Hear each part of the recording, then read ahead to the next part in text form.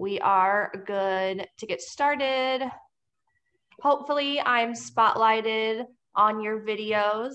We have 3 volunteers here with us who will each be spotlighted as well.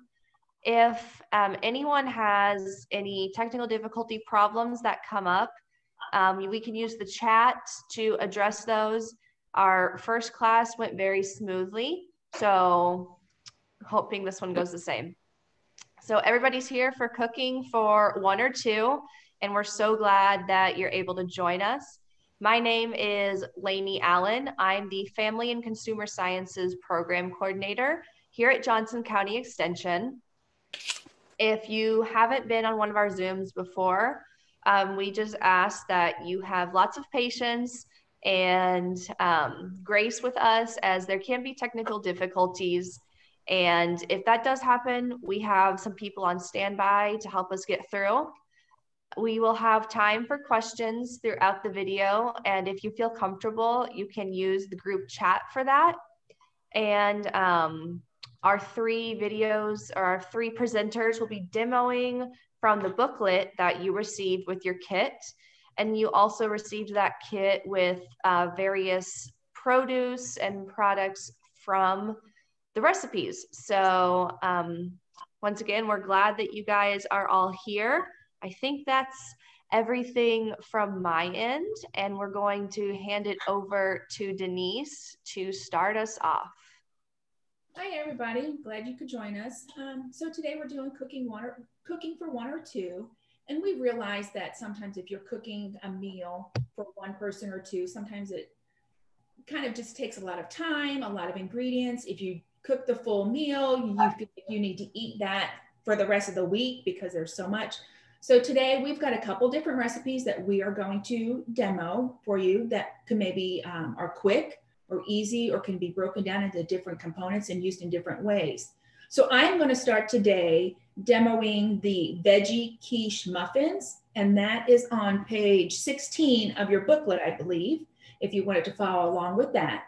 So just to get started, one of the things that I like about this recipe, it's a good and easy recipe that you could double, and then you could freeze those, and you have those for meals for later.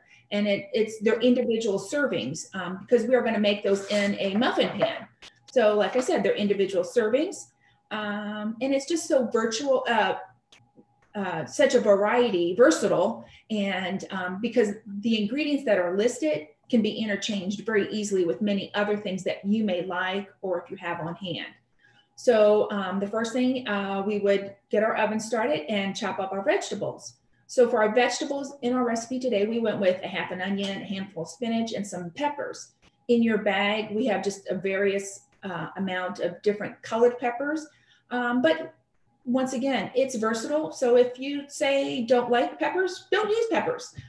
If maybe you had steamed broccoli last night, you can use that instead. So it's very versatile as far as what you have already. You want to make sure that those you saute them all together.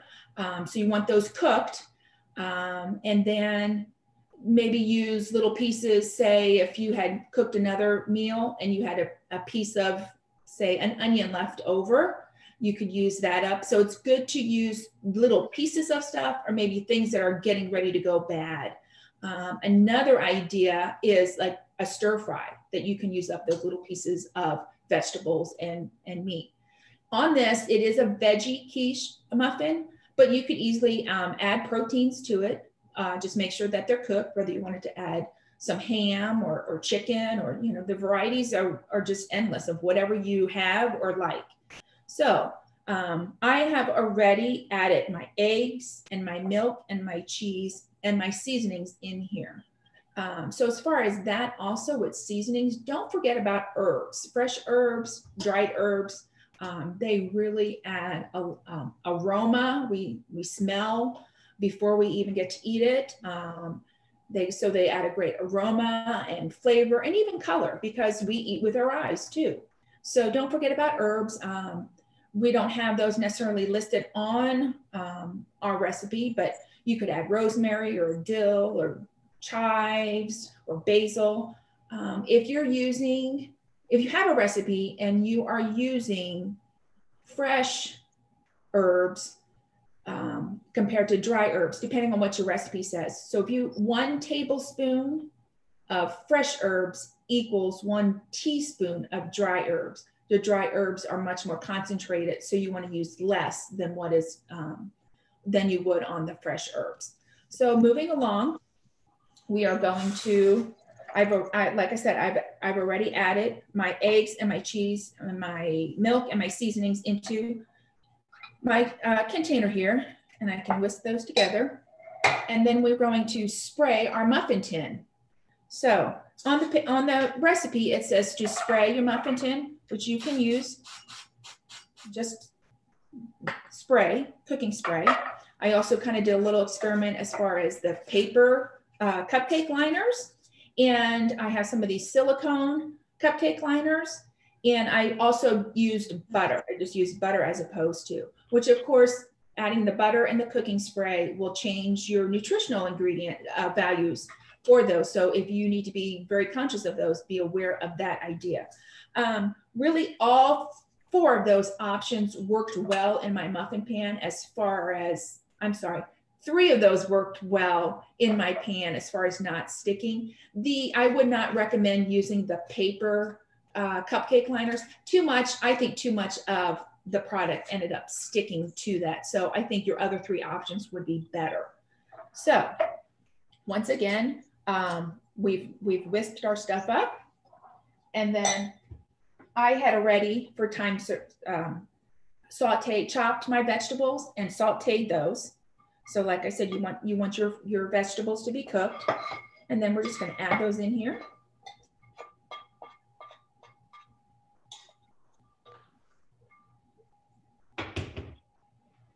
And mix them a little bit more.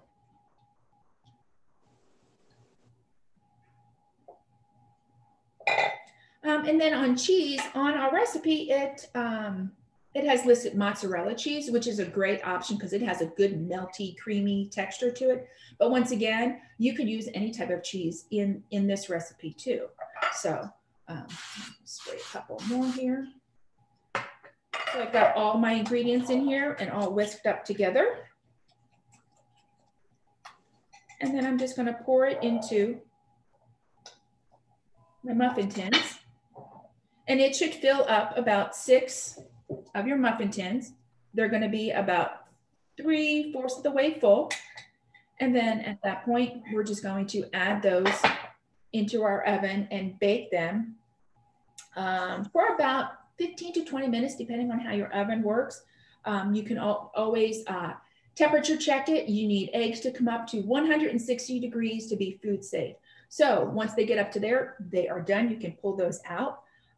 Like I said, then you could let them cool and eat them at that point.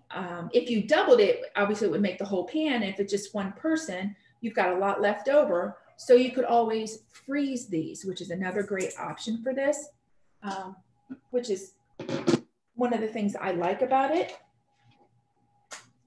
You could just freeze it in these well-known freezer bags. Make sure that it is a freezer bag, not a storage bag, because these are thicker and help keep air out much better. Air is your enemy when it comes to freezing. That's what makes it go bad and you get your freezer burn. So when you have your containers and whatever you're putting in there, make sure you label it of what the recipe is. You don't want to go into your freezer a month or 2 later and have to decide, is that chili or spaghetti sauce? If you have it labeled, you know. So another thing you want to have is the date, so you know how long it has been in there. And then maybe if there's reheating instructions, or maybe if there's something that you need to add to complete it. There's also the quart size baggies. Another option is maybe this size of a plastic with a lid. Or if you're doing maybe a soup or a stew or possibly a casserole, you want a bigger container. You can use something like that. And then of course there's the glass options. So there's that. And then especially like for soups or stews, you could put them in these canning jars.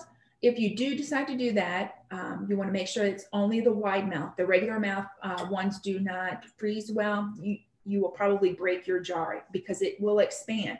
And in all of these, you need to leave some headspace because your food will expand once it freezes, and it will push the lid.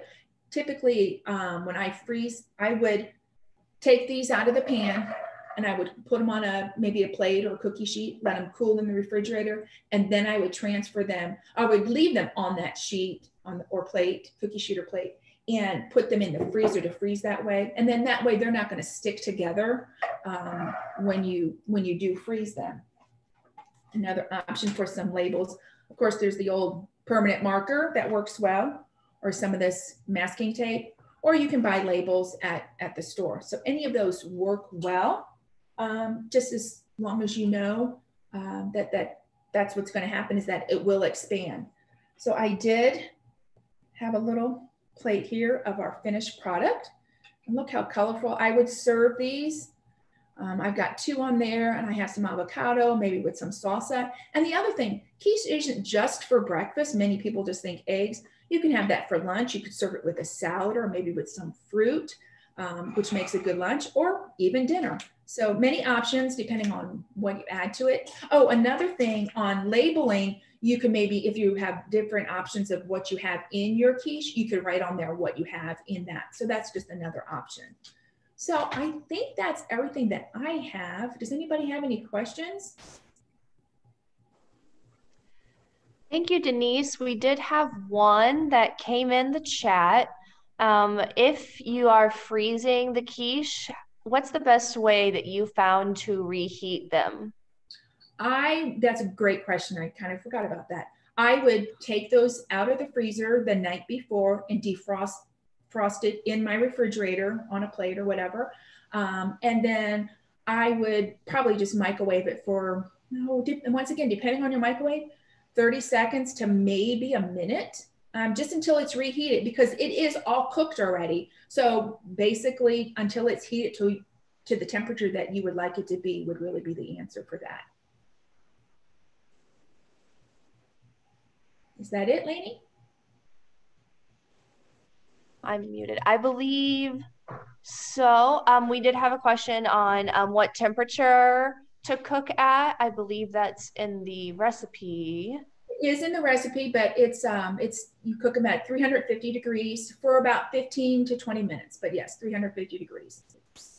All right. And what is the serving size? Was that plate a serving with those 2 muffins? This is actually, I believe, our nutritional value on our nutrition that we have in there. I believe 1 muffin is a serving. So if you look onto that, I don't have the nutrition in front of me, but if I remember right, because it says it makes 6 of the muffins. So, and they will, when you bake them, they will get real puffy, and then they do kind of deflate once you take them out of the oven. All right. Thank you, Denise. Those look very good, a lot better than my breakfast of cereal. All right. We'll move on to our next presenter now, Sherry. Hi, Lainey, thanks for the introduction. And Denise, thanks for those great ideas. I whipped up a batch of those not too long ago and put ham in them, and then put them in the freezer to see how they would reheat. So I'm looking forward to trying those. Today, we're going to talk about chicken for a little bit, and how versatile we can make some of even one recipe in your book. You have a page in your book on how to roast a chicken. I started this last night, and it's a good thing I did because the chicken just about won. When you put your chicken in your pan, I lined mine with parchment paper. You can also line it with foil if you would like to. And we'll talk about why you might want to use one or the other of those in just a minute. You need to take the chicken wings and tuck them underneath the chicken. And that's where the chicken just about got 2 of us last night, trying to make it stay, but we finally got it. You'll take some butcher string, which you can also use household string as long as it's not this synthetic twine or anything like that. And I'll tip this up a little bit. You tie your chicken legs together. I used a shoestring knot, so it's just very easy. Preheat your oven to 450 degrees, and you'll bake it for about an hour. I pull mine out with about 10 minutes to spare and use an instant read thermometer. Your chicken needs to be 165-ish so that it's to be considered done. And if you're not close, you can put it back in for those other 10 minutes. So foil versus parchment paper. The parchment papers that we have all looked at are good to 425 degrees, which you can just roast your chicken a little bit longer in the parchment paper. If you want a nice crispy skin on your chicken, which the olive oil and the salt and the pepper will give you, at 450 degrees, you'll need to use the foil in order to get that nice crispiness. The string, I couldn't find it that you could buy it at the store, at the grocery store, the butcher string. So I just asked my butcher and he gave me plenty in order to be able to put this chicken in the pan and get it roasted. So this chicken, just as a note, this chicken costs $13 for this whole chicken. To me, there's less expensive ways to do this, but you don't have so much control over the final product. At least now you know this is nothing but chicken, olive oil, salt, and pepper. If you want a roasted chicken from a big box store or a grocery store, it's much quicker. It's probably half the cost, but you don't know exactly what they've added into that chicken and the spices to make it, to roast it. So you'll take this, you'll put this in your oven, and we're going to talk just a little bit about other ways to get that chicken. First of all, I have one of these little handy dandy smasher cutter things. You can put your chicken breast in here and just run a knife through the chicken breast. And when it comes out, it cuts it horizontally. And hopefully you can see that these are pretty, they're much thinner and they're very close to each other in thickness. So something like this would cook quickly. It'll cook very evenly, and you can season just a part of it, not have to mess with tearing the meat off of a whole chicken. Another way to do that, if you don't have one of these, you can take 2 round lids from the deli department, put your chicken breast between them, and still slice across like you did with this. Another option to make this really simple is to put a chicken breast between 2 pieces of saran wrap. I have a nice heavy bamboo spoon here, and you can put this on your counter. I'm leaving it on a plate, but put it on the counter and you can pound out your chicken breast to the thickness that you want. If you don't have something heavy like this, use a saucer from your dishware or buy a separate one. You're not going to hurt it because your chicken is going to cushion it, so you won't be chipping it on the counter, and just use the edge of your saucer to pound that out.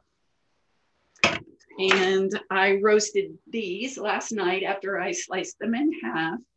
This is 1 chicken breast cut horizontally with olive oil, salt, and pepper on it. So you can see these are a great size that you can make strips. It'll be easy to dice it because it's thin enough.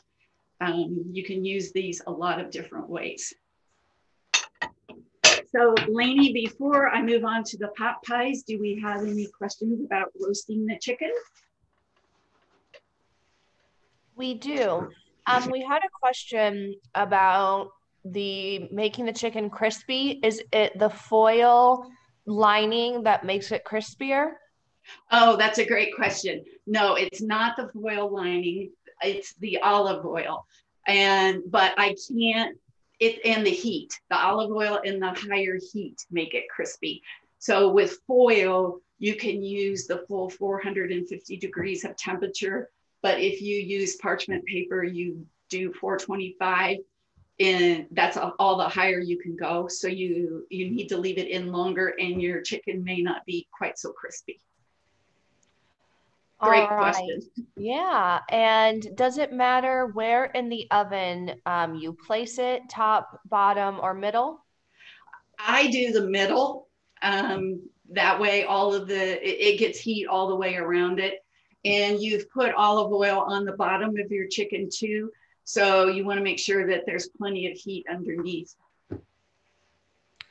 All right. I think that's all for now. Okay, great. Thank you.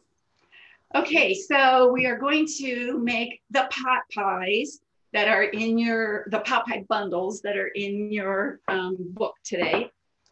I have already sauteed my carrots and onions. The onions are nice and translucent. The carrots are starting to get pretty soft. And to speed this along, I'm just going to put everything else in the pan. You'll do it in the order that it says in the recipe. And the one thing that I want to talk about with this recipe is your chicken broth and your cornstarch. When you put your cornstarch in your chicken broth, use a whisk, a fork, a spoon, anything you have on hand, and make sure that you stir it long enough that the lumps are gone. If you can't get rid of the lumps, then you might get one of those in a bite of your chicken filling, which would not be very good. And it will not make your chicken, the broth on your pot pie, it won't make it as thick as it should be. So make sure that this is all stirred up really well. We'll pour that in there. You'll be cooking this on medium-high heat if you use pre-cooked meat, it won't take too long. If you use cooked meat, you'll have to add it earlier in the recipe, and it'll take about 5 to 7 minutes to get it to the uncooked meat to the cook stage. Once you pour your cornstarch in, it will take about 3 minutes. I've timed it last night. It really did take about 3 minutes for all this broth that you have in here that's very thin to turn into this nice thick broth that's coating all your vegetables and your chicken. So you'll have a whole bunch of filling in this pan. And see how nice and thick it is. And the glossiness from the cornstarch makes it look very pretty. So let's assemble our pot pie bundles.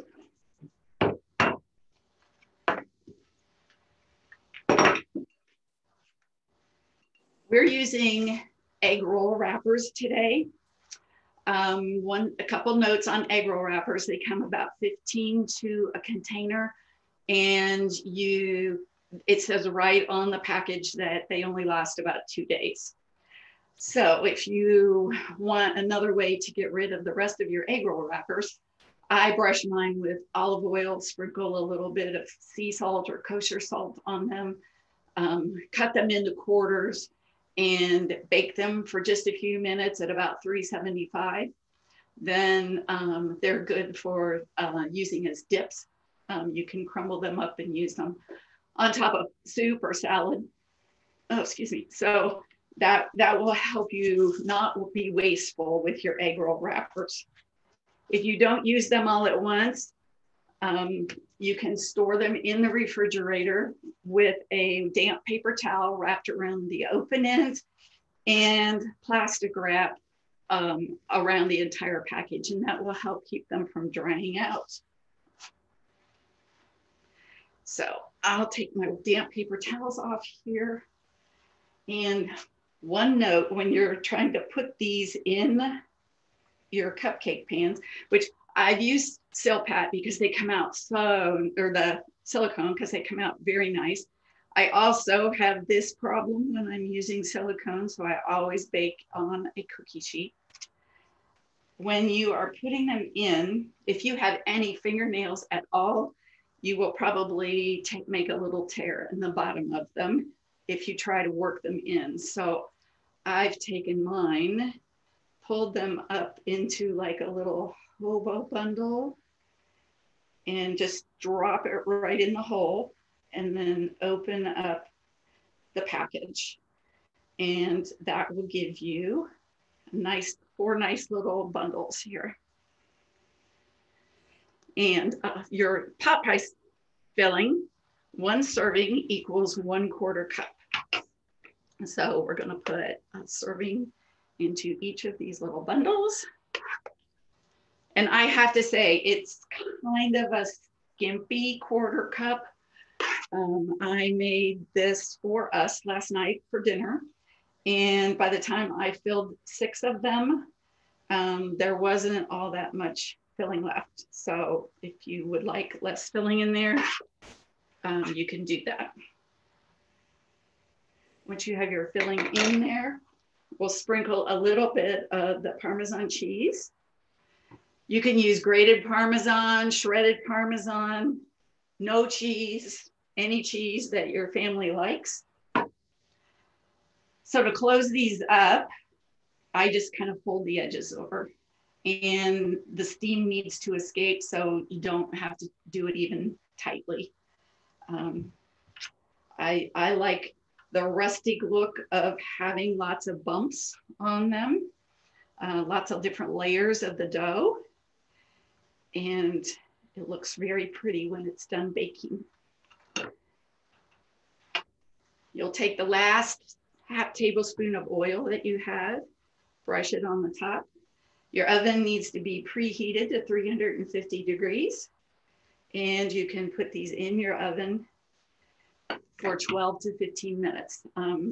And thanks for the question earlier, I would put them on the middle rack. So this is supposed to make 12. If you can get 12 egg roll wrappers in there and you want to have lots of these with egg roll wrappers, that's fine. They don't stay crisp. If you put them in the refrigerator, they get more like refrigerated pie dough after a day. So we have some other options for you. And while I'm getting that set up, Lainey, do we have any questions on assembling the pot pies? Yes, so you did mention that the cooked egg rolls wrappers don't do the best in the fridge. What about freezing the egg roll wrappers? That's a good question. I have never tried to freeze that. And we're going to talk about how you might be able to do that here in just a second. But if anybody else has frozen your egg roll wrappers, you can type something in the chat down there and we'll talk about it in just a minute. So yeah, I don't want to tell you when I've never tried it. Yeah, that's okay. Also, few questions on the broth. Can you edit the ratio of cornstarch to broth if you would like it thicker or thinner? And what should the temperature of the broth be? So great question. You're going to be cooking in your pan. You'll be cooking this on medium high, and you pretty much have to get it to a boil in order for the cornstarch to turn into the nice glossy thick that you need. So so it will boil within that 3 minutes. So you need to have it up there at that temperature if in order to make it the chemistry work. And I'm sorry, what was the second part of that? Should the broth be a certain temperature when you're mixing it with the cornstarch? No, mine was room temperature. If the cornstarch will just usually go right in a room temperature broth, and you can mix it up really easy that way. I've tried cold water before with cornstarch, and I seem to get a lot of lumps. So I would not recommend cold water. Okay. And what is a serving with this recipe, and how many does it yield? Oh, great question. So here we have some pre-baked ones, and I'm gonna put a little bit of parsley on the plate here. This serving is 2 of these. And I'm gonna sprinkle just a little bit of tarragon on there since we put tarragon in the broth. There we go. And this is how they turn out. And I love how rustic these look with all the little points and the brown spots on here. So your serving is 2. We had them for dinner last night. 2 was good for me. Gary wanted a 3rd one. So, you know, just adjust your nutrition information based on that. All right. And I think you will also talk a little bit about this with some of your other platings, but is an option for this, rather than using a whole chicken or chicken breasts, could you use leftover chicken that you have or smaller amounts in the recipe? Yes, absolutely. Just like Denise's quiche, this is a very versatile recipe. If you have a rotisserie chicken that you've already used for a meal, pull the rest of the meat off the bone, you can use it here. I made these with shrimp last night. So we just kept the chicken broth in there. If you have a leftover roast beef, those are always really nice and juicy. You can shred that, substitute beef broth for the chicken broth, and you can put that in there. If you don't want meat at all, you can leave out any meat, or you can use tofu.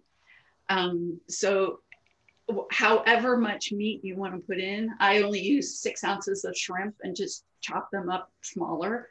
And it turned out fine. We're more veggie people, but we do like a little bit of protein. So instead of a pound of chicken, we had 6 ounces of shrimp. Wonderful. Thanks. We are ready for the rest of your demo. Okay, great. Thank you. Okay, so we've got this on a plate for your one thing you can do with that. As you can see, there is quite a bit left in here. So one thing I do with this, I freeze it because I don't want to eat chicken pot pie filling all week long. Now, I hope you can see this. I've lined this little freezer container with foil, and I made a little fold in the middle here. I put a 1/4 cup on each side of the little fold, and I put that in the freezer. So when I'm ready to take it out, if I only need 1 serving, I can just turn this upside down, pop that out of there, and go ahead and heat it up. There is absolutely no milk in here, so it's not going to break down when you heat it up or when you thaw it. So this is like the perfect recipe for freezing and reusing. So that's an option, and you can do that in several different containers. Another thing that I like are these brand name covered pastry shells. You can use them, there's 6 in a package. You can bake 1, or you can bake all 6, or any number in between.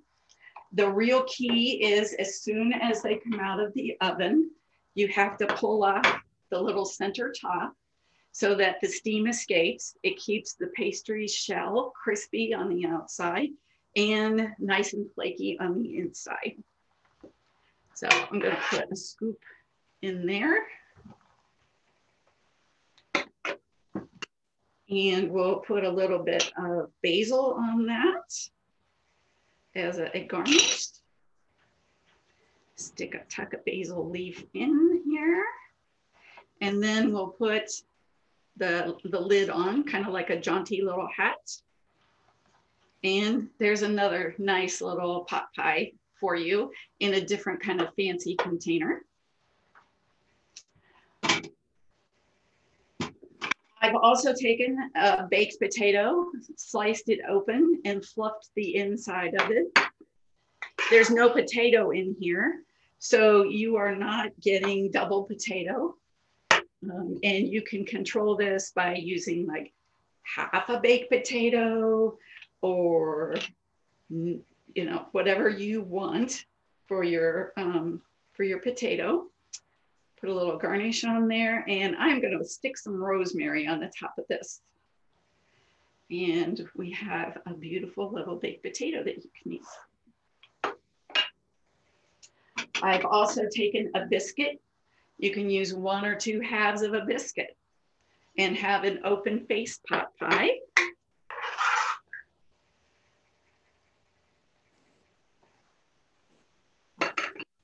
And we'll stick a little tarragon on there, a little parsley, and we have a nice little biscuit if you want a little bit more filling of a dish. Another item, I found these cute little quiche bowls at one of the local stores.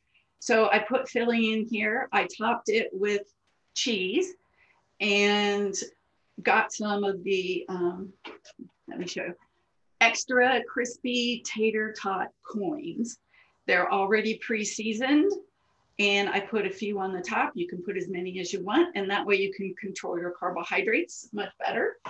I stuck it in the oven at 375 for about 10 minutes.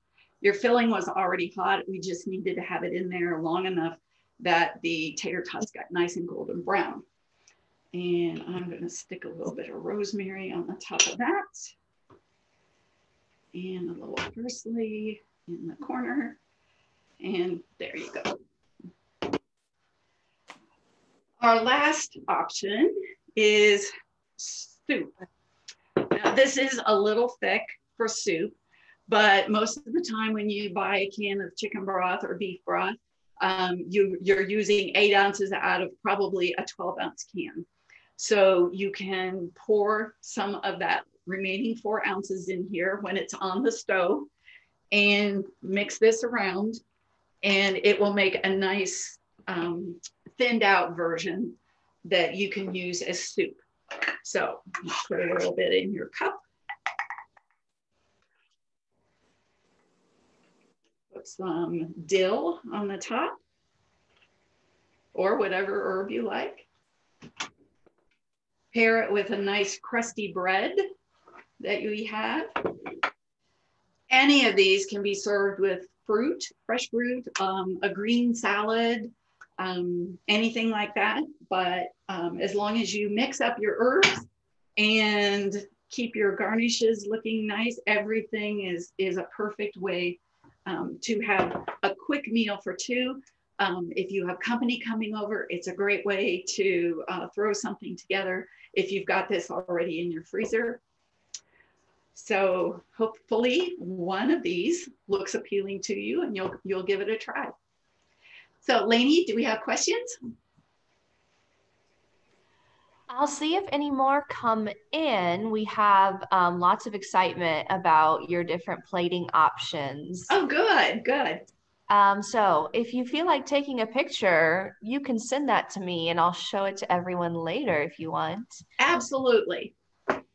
And it doesn't look like we have any questions. So thank you, Sherry. We'll move on to our third presenter and last but not least, Miss Susan. Thank you, Lainey, and good morning, everyone. And thank you, Sherry and Denise, for those tempting recipes and tips. I look forward to trying them out in my own kitchen. Next in our lineup, we have something for our seafood fans. We are going to prepare sheet pan shrimp bake. It's a simple recipe with just 9 ingredients, a sheet pan, and of course an oven. So prep and cleanup is very minimal. The recipe is in your booklet on page 25. The portions are for 2 persons, or if you want to just have the whole thing, that's fine too. Stay tuned. Even if you don't like or can't have shrimp, you can substitute with any other protein, example, scallops, any other fish, chicken, or even tofu if you're a vegetarian. So let's get started. First, let's preheat the oven to 400 degrees. And then let's get the sheet pan, which I have here. And I've lined it with parchment paper, and I've checked to make sure it is safe up to 425, and it is. So I have assembled all the ingredients here. I have 6 ounce or 12 shrimp. Shrimp is sized according to the number in a pound. So this would be the 30 to 40 per pound size. That's a kind of a medium. The higher the number, the smaller the size of the shrimp. Shrimp is low-fat, protein-rich food with many other nutrients like selenium, vitamins D and B, and zinc, and they're all immune-boosting nutrients. Most of the shrimp we get in the US is farm-raised, and only about 10% is wild-caught. And also, you can buy shrimp in so many various options: fresh, frozen, tail on, tail off, peeled, unpeeled, ready to cook, cooked, uncooked. So it's up to you what you like to have. And the price, of course, will vary according to your choice. Smaller sizes are, of course, cheaper, but we have the medium size.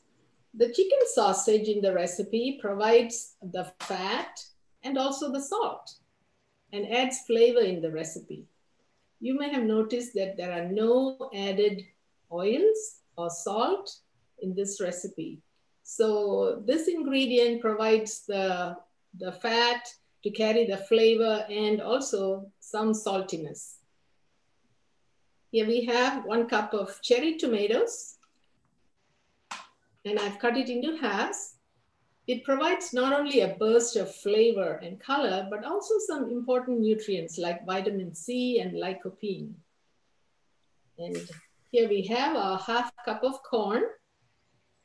It provides the carbohydrates, the fiber, the calories, and also helps us feel full and satisfied. Also, it adds a hint of sweetness, which personally I like.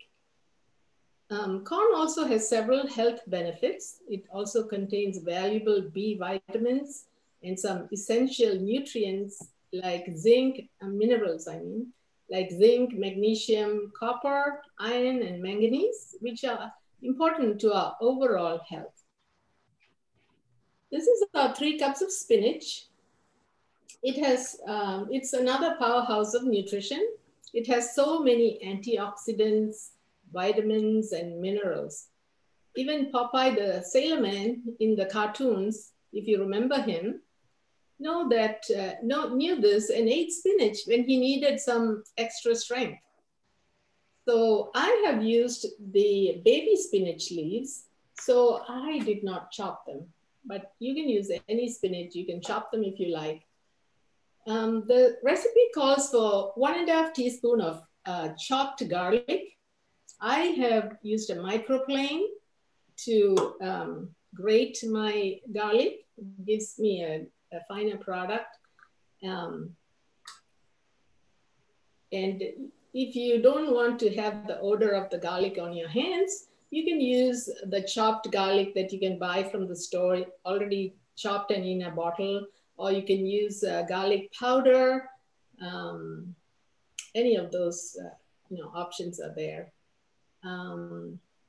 Also, garlic, I just want to mention that it has been known for its antibacterial and antiviral properties since ancient times. And I've read that soldiers have used it to cover their wounds in the olden days. I don't know. But anyway, research is ongoing about the health benefits of garlic. And last but not least are the other seasonings: lemon juice, vitamin C, and the Cajun seasoning. And if you don't have Cajun seasoning, don't worry. You can make your own with the following powders: paprika, celery, garlic, basil, thyme, white pepper, red pepper, parsley, and onion powders. So, or you can sub it with any other seasoning of your choice. I have used curry seasoning for this recipe, and my family have liked it. So now I'm going to combine all the ingredients. That one doesn't want to come out. Except the spinach.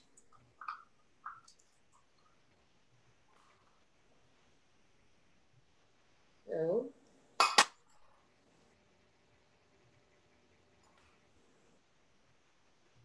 and I'm going to give it a quick toss to blend all the flavors.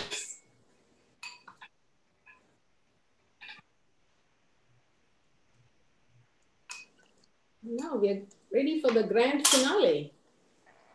So we're going to place the spinach in the middle of the parchment paper.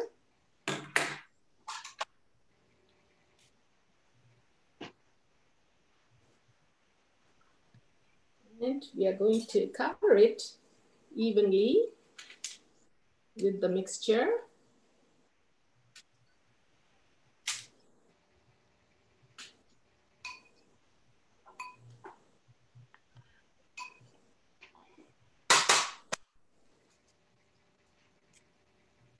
Making sure that it covers all the spinach.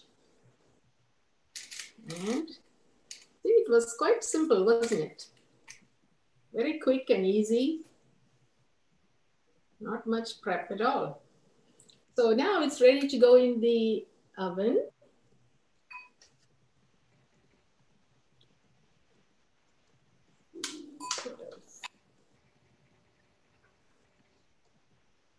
So I'm going to put this in the oven.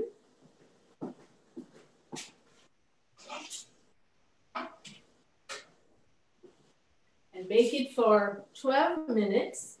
And there, this is how the final product looks. Doesn't that look beautiful, colorful, and it has a nice aroma, and I can't wait to, dig into it. You could also serve it over a little steamed rice if you like, but this is the final product. So go ahead and give it a try. Thank you. And are there any questions?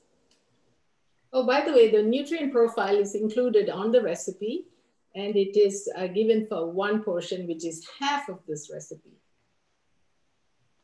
All right. Thank you so much. We do have a question here. Is it easiest to cut or scoop this dish to serve? Oh, that's a good question.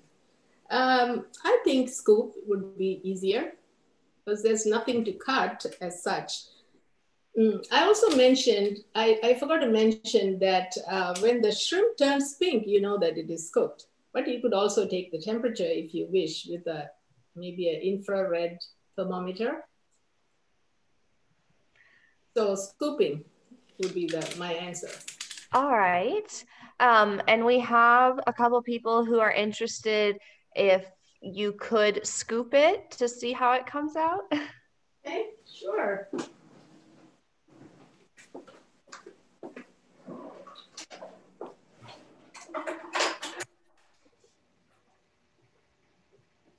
Okay, I'm going to take half.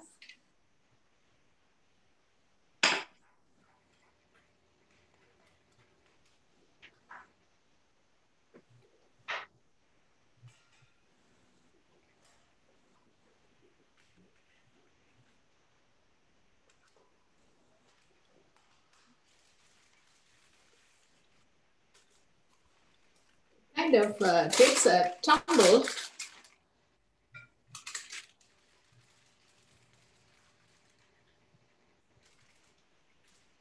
Maybe a spatula, flat spatula would be best.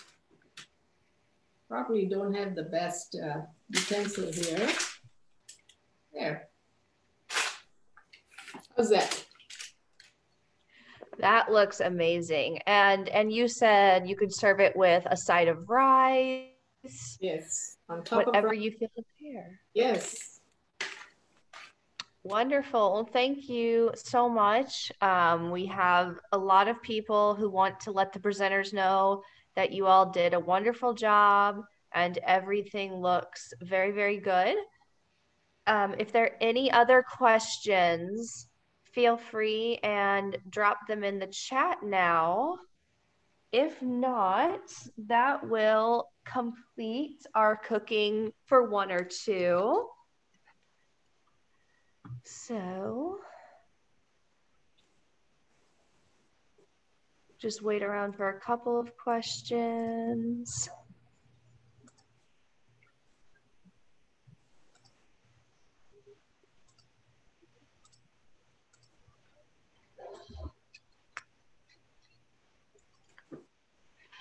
All right, so it looks like there are no other questions. We thank everybody for joining us. If I could have my presenters stay on the Zoom, I would appreciate it. Everyone else, thank you very much for joining us and have a great day.